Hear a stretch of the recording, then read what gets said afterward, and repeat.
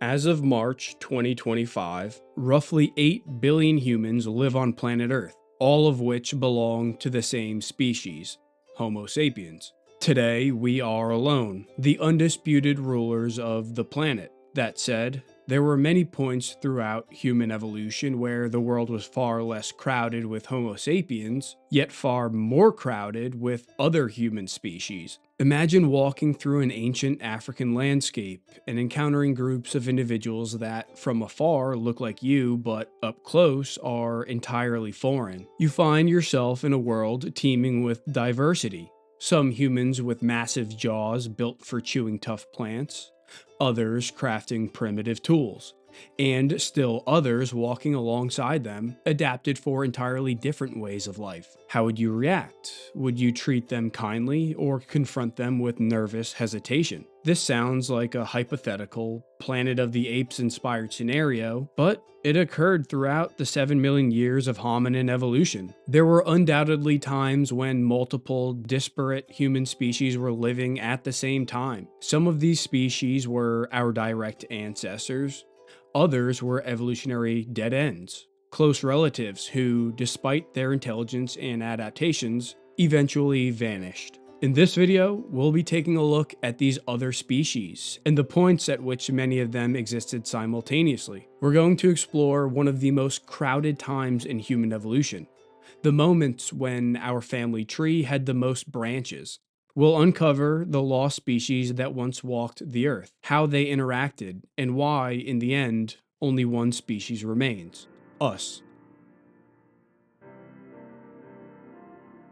One of the biggest misconceptions about human evolution, and evolution more broadly, is the idea that it follows a straight, unbroken line from apes to modern humans. In reality, human evolution is much more like a branching tree, or perhaps more accurately, a river system where different tributaries split, merge, and sometimes disappear entirely. For much of history, scientists depicted evolution as a ladder-like progression, where each species replaced the last in a steady march toward Homo sapiens. But as we uncover more fossils and study ancient DNA, we see that many different human species coexisted, often for tens or even hundreds of thousands of years. Some species went extinct, others interbred, and others continued evolving into new forms. To understand why this happens, we need to explore speciation, the process by which new species form. Speciation occurs when populations of a single species become genetically isolated from one another for long enough that they develop distinct traits. Over thousands of generations, they accumulate enough differences to become their own unique type.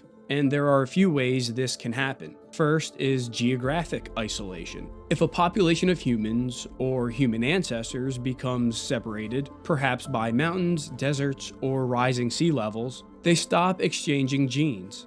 Over time, natural selection, genetic drift, and adaptations to their unique environments push them toward becoming separate species. For example, around 10,000 years ago, a population of squirrels was split in two by the massive Grand Canyon. With no way to cross, the two groups were isolated and subject to different selective pressures. Over time, the kaibab squirrels, which remained on the north rim, developed distinct traits, such as darker fur, a more pronounced white belly, and bushier tails, while the Abert squirrel on the south rim retained their original appearance. The differences were driven by slight variations in climate, predators, and food availability on each side of the canyon. Another form of speciation occurs through ecological or behavioral isolation. Even without a physical barrier, species can diverge due to different lifestyles or environmental pressures. If two groups of early humans start exploiting different food resources, one group becoming more dependent on hunting and the other on plant gathering, they may adapt in different ways, eventually forming new species. As we'll see with Homo habilis and Paranthropus boisei, for example, they lived in similar environments, but their diets and adaptations were vastly different. One focused on tool use and scavenging, the other on chewing tough plants. Not all evolutionary branches stay separate. Sometimes, like two rivers merging back together, species that were once distinct begin interbreeding, sharing genes, and influencing each other's evolution. This form of hybridization can also result in a new species. This is why human evolution is messy. Our ancestors didn't always stay separate. Instead, they sometimes merged back together. We will return to this later in the video. While we can be fairly certain speciation occurred many times throughout evolution, the exact forms of speciation and their precise timing are very difficult to deduce. That said, we've developed tools and fields of study that help us understand this process much better, primarily through genetics and archaeology. By analyzing DNA, scientists can trace when species diverged, interbred, and even when they migrated, all based on things like mutation rates. This has helped reveal the complex relationships between Neanderthals, Denisovans, and modern humans, for example. Fossils and stone tools tell us where different species lived, what they ate, and how they interacted with the environment. This is the role of the archaeologist, who digs up and interprets our past. When these clues are combined with genetics, we get a clearer picture of human evolution as a branching tree rather than a straight path. By understanding speciation and using the methods of genetics and archaeology, we've developed a pretty decent timeline of when these different species were alive. So let's see what it tells us. There are a few species that lived on Earth alongside Homo sapiens since our inception around 300,000 years ago. The most commonly known species of these is surely Homo neanderthalensis. Neanderthals lived in Europe, the Middle East, and Central Asia from roughly 430,000 years ago to 40,000 years ago, adapting to the Ice Age conditions with stocky builds, large noses, and bigger brains than Homo sapiens. They crafted sophisticated tools, controlled fire, hunted big game, and possibly had a form of language. Neanderthals also showed symbolic behavior, buried their dead, and cared for the injured. I recently made a deep dive video into this species, so I'll leave a link to that in the description. Denisovans were a mysterious species, and we just discovered them in 2010. Known mostly from DNA and tooth remains found in Siberia, they likely resembled Neanderthals but had unique traits, including genetic adaptations for high-altitude living. But their exact physical appearance remains unknown since no complete skeleton has been found. They too had culture, with artifacts made from stone and bone found in Denisova Cave. They lived from approximately 300,000 or 400,000 years ago to 50,000 years ago. Leaving the landmass of Eurasia, we find a peculiar species that lived on the island of Flores in Indonesia. Here, Homo floresiensis, sometimes referred to as the Hobbit, existed from 100,000 to 50,000 years ago. The name Hobbit comes from their small, 3.5-foot stature. It's believed that they experienced a form of island dwarfism. Despite their tiny brains, they made stone tools, hunted pygmy elephants, and possibly used fire. Their disappearance may have been due to volcanic eruptions, climate change, or competition from Homo sapiens. Local legends of small human-like creatures hint at possible ancient encounters. On the island of Luzon, in the Philippines, Homo luzonensis lived between about 130,000 to 67,000 years ago. Like Denisovans, Luzonensis is a relatively recent discovery, so not a whole lot is known about this species. However, it had a mix of archaic and modern traits, like more curved fingers and toes, suggesting they were skilled climbers, possibly spending time in the trees. Evidence of animal butchery indicates they hunted or scavenged, though little is known about their culture. Homo naledi is estimated to have lived between 335,000 and 236,000 years ago, meaning they existed around the same time as some of the earliest Homo sapiens. Their fossils were discovered in South Africa's Rising Star Cave. You may have seen lead archaeologist Lee Berger's Netflix documentary, Cave of Bones, where he proposes the hominins possessed advanced symbolic thought, evidenced by cave wall carvings and possible burials. These claims are widely disputed and far from settled. If you've watched the documentary, let me know what your thoughts are in the comments. Lastly, we have Homo erectus, which was the oldest species that lived during the existence of Homo sapiens. These hominins were arguably the first true humans, walking on 2 feet full-time, advancing stone technology with their Acheulean hand axes, controlling fire, and leaving Africa for the first time. In fact, some species like Homo floresiensis may have been descendants of Homo erectus. The youngest remains of Homo erectus come from Java, only about 100,000 years ago. And so this brings us to about 7 different human species that shared the planet with our direct ancestors. Of course, the science is never settled, and further research may result in more species or the lumping together of some of these species. But if we trace Homo erectus back to its origins, to time before us, we reach a point when there could have been as many as 8 coexisting species, including an entirely different genus. Homo erectus emerged in Africa around 2 million years ago. This marks a significant point in human evolution, both because so many different hominins were alive and because it represents a transitional period from the older Australopithecine genus to our Homo genus. Some of the last remaining Australopithecines overlapped with our early Homo species around 2 million years ago, and we don't know for sure which, if any, of the former evolved into the latter. But these include Australopithecus africanus, boisei, robustus, and sediba. Africanus lived in South Africa from around 3.3 to 2.1 million years ago. They likely spent a lot of time walking bipedally, but were still adapted for climbing with longer arms than legs. Their brains were slightly bigger than non-human apes and their hominin predecessors, but still much smaller than later humans. Also living in South Africa around 2 million years ago were Australopithecus robustus and sediba. Robustus, sometimes referred to as Paranthropus robustus, is largely defined by its large, robust skull and face. It had massive premolars, a big face, and a well-developed sagittal crest, which is a ridge of bone that runs lengthwise down the middle of the top of the skull. It's something that actually appears in modern-day gorillas and acts as an attachment site for big, strong chewing muscles. Sediba had a more gracile face and head with relatively smaller teeth. The Australopithecines were a genus with wide variation, but this distinction between robust and gracile forms is a common theme. In East Africa, Australopithecus boisei, sometimes referred to as Paranthropus boisei, lived from around 2.3 to 1.2 million years ago, making it one of the youngest species in this genus. Like the other robust species, it too had large posterior teeth that were probably used for eating hard foods like nuts, seeds, and fibrous tubers. Its flaring zygomatic or cheekbones are another key feature of these robust species. In addition to these Australopithecine variants, we start to see an explosion in the Homo genus around 2 million years ago, starting with Homo habilis. Often called the handyman, it's considered the earliest member of our genus, coming on the scene a little before 2.5 million years ago. Habilis is primarily found in East Africa with fossil evidence from sites like Olduvai Gorge in Tanzania and Lake Turkana in Kenya.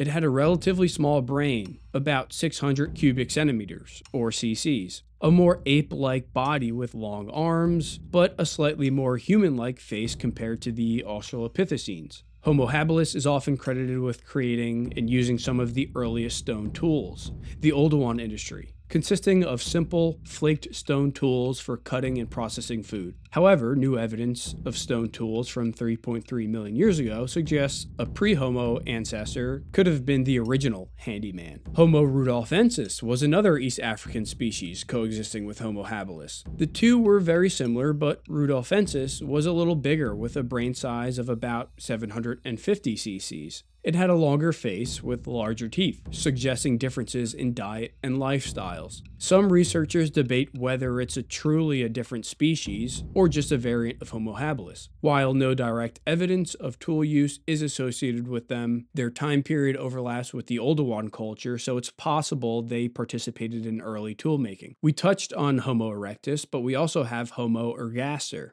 Ergaster is often considered an African variant of later Homo erectus, though some view it as a separate species. They shared many traits including bigger brains, large forward projecting jaws, and big brow ridges. However, these features seem to be more exaggerated in erectus. Ergaster had a more gracile build compared to its out-of-Africa counterparts. They used Acheulean tools and may have had basic control over fire. Are the differences enough to call this species separate from Homo erectus, or are they too similar? What do you think? Also, ergaster mostly dates to around 1.8 million years ago and after. But could we just have not unearthed earlier specimens yet? It's a possibility. If so, this means that as many as 8 different hominid species were living around 2 million years ago, and possibly more, encompassing 2 different genera. With all of these different populations of ancient humans, did they come into contact with one another? And if so, how'd it go down? By the way, if you're enjoying this video, feel free to help the channel by dropping a like and hitting that subscribe button. I'm always thinking of ways to give you guys more content outside of the channel too, so you might be interested in checking out my ebook and free newsletter. Links to those will be in the description. Alright, with that out of the way, let's jump back in.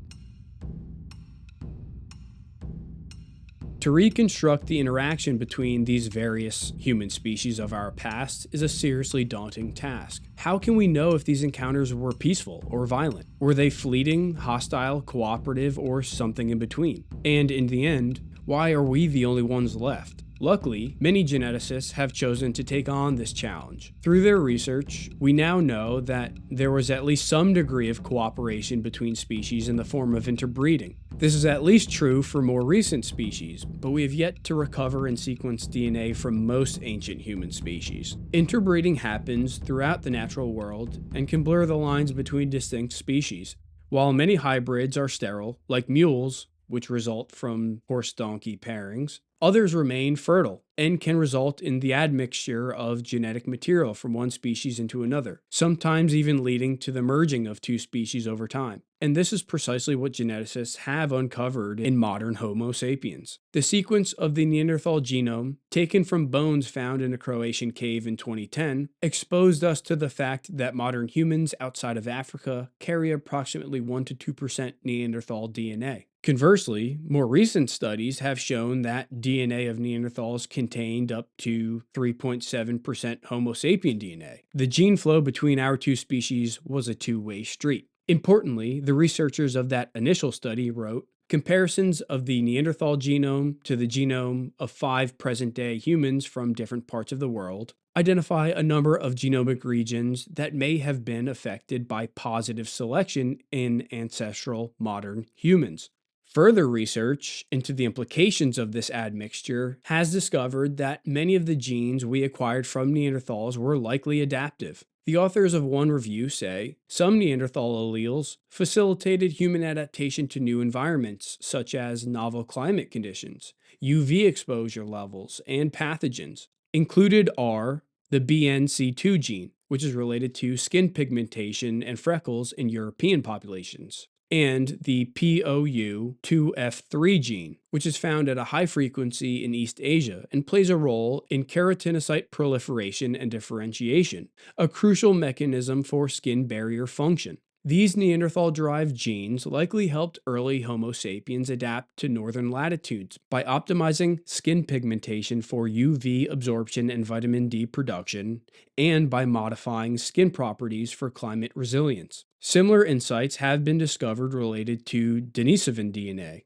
It was previously believed that Denisovan admixture into modern human DNA was confined to places like Indonesia, the Philippines, and parts of Oceania. Our understanding has since been updated upon evidence of modern humans from all over East Eurasia and even Native Americans exhibiting Denisovan ancestry. It's believed that these genes could have conferred adaptive benefits to Homo sapiens as well. For example, a study published in 2024 looked at Denisovan-related adaptations in the genes of 2 modern human populations from Papua New Guinea. One population lives in the higher altitudes of Mount Wilhelm, and the other in the lowlands of Daru Island. They found that the specific frequency of certain Denisovan genes varied depending on the population's environment. Genes linked to early brain development were more frequent in the population living at higher altitudes. They suggest that this could have been adaptive for things like hypoxia, or oxygen deprivation, which occurs at high altitudes. For the lowlanders, genes overlapping those associated with the immune system were found at higher frequencies. This could have helped combat pathogens, like malaria, which interestingly is highly prevalent throughout the area, except in the highlands. These discoveries have completely changed the way we look at human evolution. It really ties back to that river analogy.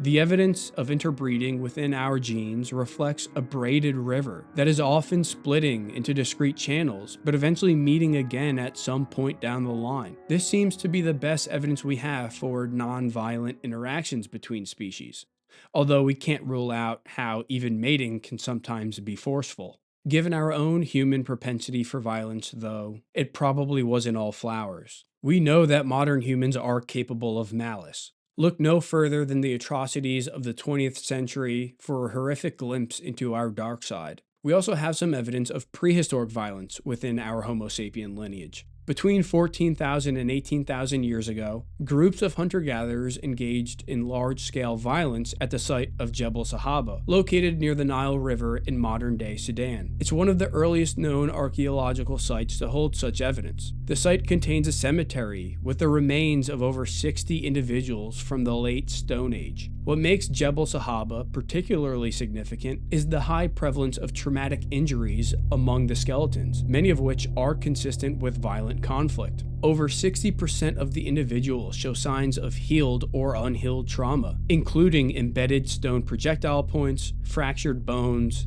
and evidence of repeated strikes. But do we have evidence of violence between species? The answer is maybe. I'm only aware of one example of possible conflict between Homo sapiens and Neanderthals, and even this remains largely inconclusive. If you know of any more examples, please let me know in the comments below. The site I'm referring to is one of the most famous Neanderthal sites in the world. It's called Shanidar Cave, and it's located in the Zagros Mountains of Iraq. Neanderthals lived here around 50,000 years ago, and the remains of at least 10 individuals have been recovered through archaeological excavations. Some of them bear evidence of deliberate burial, while others exhibit various injuries. One in particular might hold a key to unlocking the potential violence between Neanderthals and some of the first Homo sapiens leaving Africa. Shanidar III was a middle-aged male Neanderthal, estimated to be around 40 or 50 years old at the time of death. His thoracic spine has remained well preserved, and the ninth rib exhibits a partially healed injury. The injury is small and precise,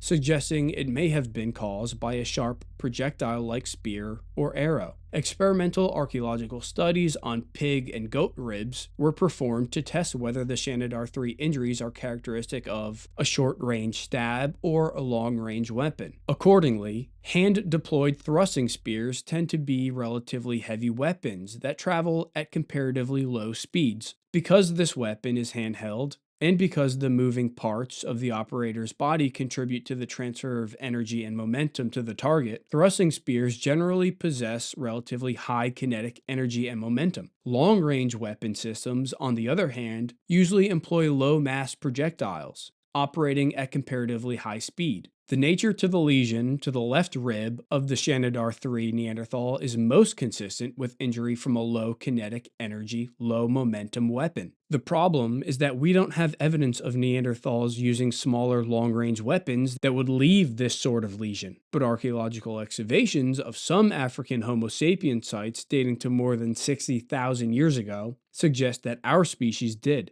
possibly even in the form of bows and arrows. Could this be the oldest evidence we have of interspecies conflict within the human family tree? If so, what were they clashing over? Could they have been competing over food resources or territory, or maybe it was over a mate? We don't know for sure, but this is one of the few archaeological sites that might truly shed light on the interactions between humans and Neanderthals.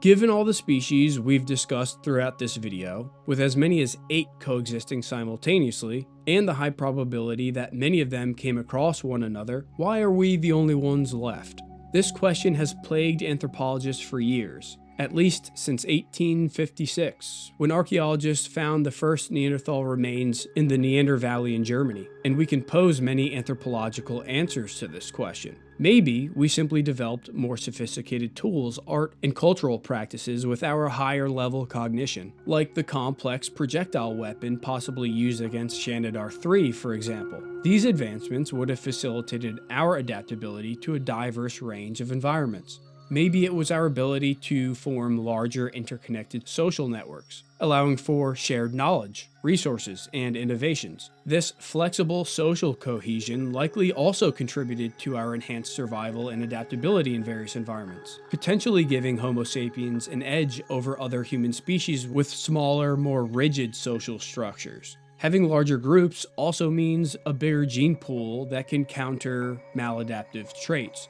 All of these more scientific variables must be taken into consideration, but we can also pose philosophical answers to this question. There is something special about us. Despite being animals, despite being mammals, and despite even being primates, something very different is happening to our species, and it's hard to put a finger on it. Our ability to imagine worlds beyond our own, to think abstractly about our place in the cosmos, to wrestle with questions of meaning and existence. These are things that no other species, as far as we know, has ever done. I know we are treading into religious waters here, but there are reasons why religions are so deeply embedded in every culture. They point to something uniquely human, to our ability to transcend, in some sense, what has confined so many other species to their local niche or their biological restraints. Think about it. We can fly without evolving wings. We can travel water without evolving gills. We strive for something greater, something beyond our physical selves. Perhaps that drive to transcend has been our greatest strength, and what separated us from all other hominins. But what is it? Why us? And where did it come from? There might come a point when we succumb to physical reality, and our biology and technology are overburdened to the point of extinction. But until then, we have no reason not to believe that there is something special about the human experience. Just look around you. As you ponder these existential questions about our species, check out this video on animism, which is possibly the oldest religion in the world, and one that may have influenced our evolutionary success. I'll see you guys over there. Stay curious.